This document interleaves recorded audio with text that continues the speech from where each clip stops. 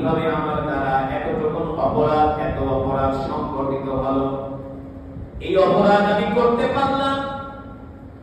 এই কথা ভেবে হযরত সালাবা রাদিয়াল্লাহু তাআলা আনহু আসমানের দিকে তাকিয়ে আল্লাহ তাআলার কাছে ক্ষমা প্রার্থনা করছেন।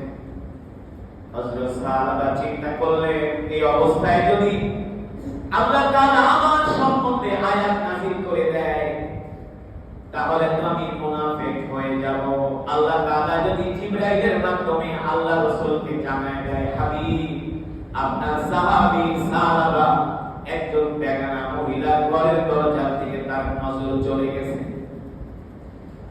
আমার সম্বন্ধে যদি এমন আয়াত নাযিল হয় আর আল্লাহ রাসূলকে যদি জিবরাইল জানায় দেয়, আমি তো আমার এই চেহারা আল্লাহ নবীকে দেখাতে পারবো না যে আমি আল্লাহ রাসূলের একজন সাহাবী হয়ে আমার দ্বারা এই অপরাধ কিভাবে সংঘটিত হলো। এই কথা ভেবে হযরত সাহাবা কান্না করে দিলেন। হযরত সাহাবা আল্লাহ তাআলার দরবারে ইস্তিগফার করতে লাগলেন।